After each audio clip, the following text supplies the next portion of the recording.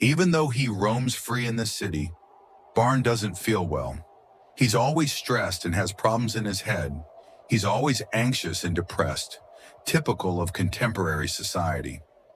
Barnes didn't have many friends. In fact, nobody wanted to be friends with him, and he never knew why. His favorite pastime was exploring places he hadn't been to, and he did it very well. Barnes walked on the sand, always carrying a blue-covered book in his little bag. He wore black boots that made noises that made his presence felt wherever he went. Always wearing a black sweatshirt with a large skull printed on it and faded gray jeans, looking like a rebellious teenager.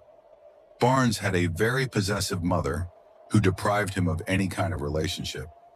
Even though he didn't depend on her for anything, his head was so weak that he didn't realize it.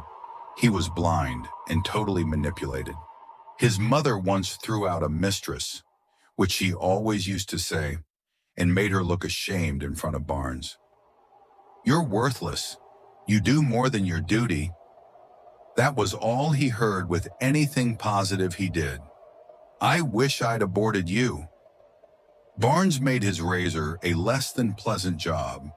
His legs were always the victims of his adored mother's vile words. Each cut was like a sentence ripped from his tongue. Barnes never understood what it was all about.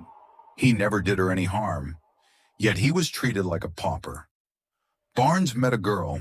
She was everything you would call infamous. She said things to him, dark things that made for morbid desires.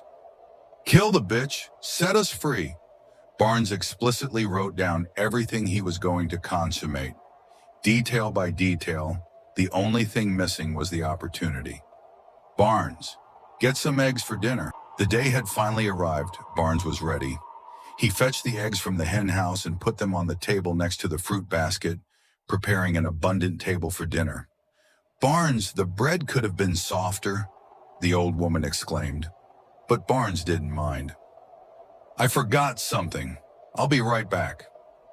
Barnes went to his room, and there he visualized the perfect scene.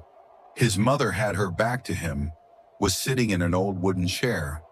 "We'll meet again" was playing in the background, and he had an appointment for later. He lurched forward, the wood creaked, and he consummated the act. He stabbed his mother deeply in the left side of her neck. The knife went completely into her windpipe. He withdrew the knife. The blood soaked his sweatshirt and his face. The old woman tried to scream but couldn't. Her eyes were wide, looking at her killer. He slammed her head against the table, throwing her